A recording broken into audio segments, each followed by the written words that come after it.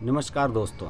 जहां पर विरोधी दल मानसून सत्र के साये में मोदी विरोधी गठजोड़ बनाने की कोशिश कर रहे हैं, वहीं भारतीय जनता पार्टी ने इन सब से अलग उत्तर प्रदेश के अगले साल होने वाले विधानसभा चुनावों के लिए अपना ग्राउंड वर्क शुरू कर दिया है।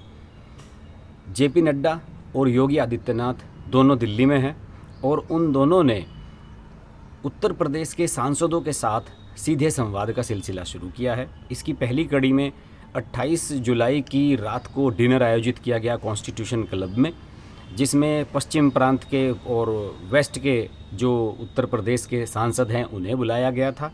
और 29 जुलाई की रात को आयोजित किया गया डिनर, जिसमें बुलाया गया है पूर्व के सांसदों को, और इन सब लोगों से इंटरेक्शन किया जा रहा है, जानकारी ली जा रही है कि उत्तर प्रदेश को लेकर माहौल कैसा है।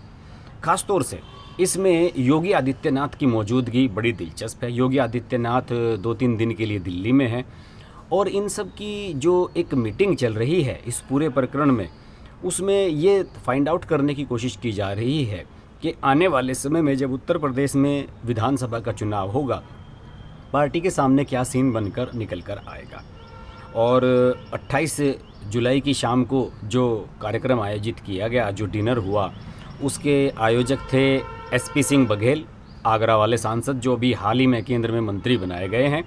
चूँकि उनके पास अभी आवास और रहने की व्यवस्था भी नहीं बन पाई है, तो उन्होंने कॉन्स्टिट्यूशन क्लब में इसका होस्टिंग की थी और उसमें कुछ दिलचस्प बातें सामने निकल कर आ रही हैं। वहाँ पर कई पार्टियों के सांसद कई क्षेत्रों के सांसद, जिलों के सांसद मौजूद रहे और उन लोगों ने आपस में डिस्कशन भी किया।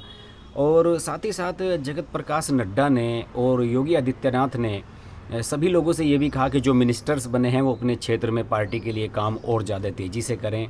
इसके अलावा जितने भी सांसद हैं उन सब लोगों से ये भी उन्हें इंडिकेट किया गया कि आने वाले समय में आपके क्षेत्र में किसको हमें टिकट देना है, किसको नहीं देना है, इस पर भी आप नज़र बना कर रखें। इस तरह के दिशा निर्देश इसमें ज़रूर दिए गए, लेकिन इसका जो एक ख़ास लब्बो-लुबाब है वो कुछ और तरह का निकल कर सामने आ रहा है। और ये बताया जाता है कि पार्टी ने अभी हाल ही में एक मीटिंग की है और एक इंटरनल सर्वे उत्तर प्रदेश के बारे में पार्टी ने किया है। कार्यकर्ताओं के माध्यम से, जिला अध्यक्षों के माध्यम से, अपने जनप्रतिनिधियों, सांसदों के माध्यम से एक फीडबैक पार्टी ने हाल ही में उत्तर प्रदेश के बारे में लिया है। और इसमें जो फीडबैक निकल कर सामने आया है उसमें काफ़ी चौंकाने वाली बातें निकल कर सामने आई हैं। इसमें अभी ये फीडबैक आया है कि अगर आज की तारीख में एट प्रेजेंट अगर उत्तर प्रदेश में चुनाव हो जाएं विधानसभा के, तो बीजेपी की सीटें घट रही हैं। जहां 300 सवा 300 सीटें इनकी पिछली बार आ गई थी, वहां ये माना जा रहा है कि 50-60 सीटें कम से कम उत्तर प्रदेश में बीजेपी की कम होने जा रही हैं। और इसी ने चिंताएं बढ़ा दी हैं योगी आदित्यनाथ की भी, नरेंद्र मोदी की भी, अमित शाह की भी और जेपी नड्डा की भी। इसी सिलसिले में जेपी नड्डा इस तरह की बैठकें कर रहे हैं। हालांकि जो ये बैठक हुई हैं सांसदों के साथ, इनमें हार्ड एंड कंस्ट्रक्टिव कुछ नहीं रहा, ना कोई खास डायरेक्शन दी गई, ना कोई खास दिशा निर्देश दिए गए। लेकिन इसके बावजूद भी इन मीटिंग्स का लब्बो लुबाब यही निकाला जा रहा है कि इसमें केवल यही सबको दिशा निर्देश दिए गए कि वो अपने क्षेत्रों में रहें और पार्टी के पास करेक्ट फीडबैक देते रहें कि उत्तर प्रदेश में क्या स्थिति चल रही है। और जो मुझे इसमें जानकारी मिली है, इसमें जानकारी यही मिली है कि पिछले दिनों पार्लियामेंट्री पार्टी की जो मीटिंग हुई थी उसमें भी जेपी नड्डा ने यही बातें कही थी, वही बातें यहाँ दोहराई कि लोगों से जनसंपर्क करते रहें, डिजिटल माध्यमों से लोगों के साथ जुड़ें, सोशल मीडिया के माध्यम से लोगों से जुड़े रहें। और ये भी सुनने आ रहा है कि नरेंद्र मोदी 5 अगस्त को जो राशन दुकानदार हैं उनसे बात करेंगे वर्चुअल सिस्टम से। और साथ ही बैठक में इस बात पर भी सहमति बनी कि केंद्रीय मंत्रिपरिषद में शामिल किए गए उत्तर प्रदेश के सांसद अपने अपने संसदीय व आसपास के क्षेत्रों में आशीर्वाद यात्रा निकालेंगे। और इस बैठक में ब्रज और कानपुर क्षेत्र के सांसदों के अलावा पश्चिमी उत्तर प्रदेश के सांसद मौजूद थे। जो मैं 28 जुलाई वाली की बात कर रहा हूँ, 29 जुलाई वाली में बाकी सांसदों को रखा जाएगा।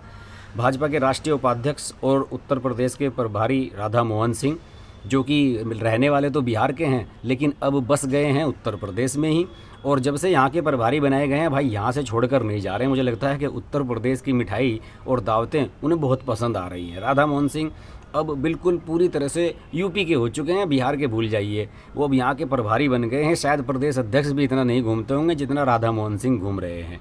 इसके अलावा राज्य इकाई के अध्यक्ष स्वतंत्र देव सिंह, राज्य के संगठन महामंत्री सुनील बंसल, ये सब लोग इस बैठक में मौजूद रहे। और बैठक में नड्डा ने सांसदों को टीकाकरण केंद्रों का दौरा करने और वहां लोगों को आ रही परेशानियों को दूर कराने तथा कोरोना की तीसरी लहर से बचाव के उपायों के प्रति जनता से जागरूकता फैलाने के लिए भी कहा। इस दौरान उन्होंने स्वास्थ्य स्वयं सेवकों के बारे में जानकारी दी, साथ ही सरकार की उपलब्धियों को जन जन तक पहुंचाने की भी बात कही।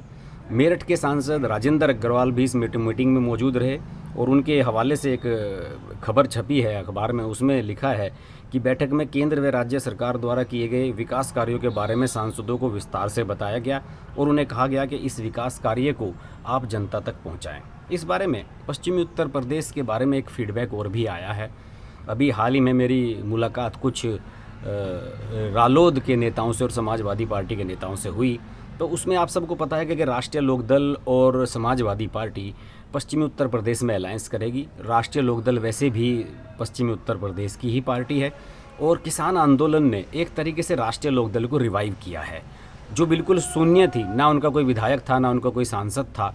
आज की स्थिति ये है कि पार्टी एक बार फिर से रिवाइव हो रही है। जयंत चौधरी नए नए लोगों को, पुराने दिग्गजों को पार्टी में शामिल करा रहे हैं और अगले साल होने वाले चुनाव के लिए अपनी ग्राउंड तैयार कर रहे हैं। और जो अभी तक राष्ट्रीय लोकदल का फीडबैक आया है उसके हिसाब से राष्ट्रीय लोकदल को 7-8 विधानसभा सीटें मिल सकती हैं नए सिनेरियो में जो उत्तर प्रदेश में बन रहा है।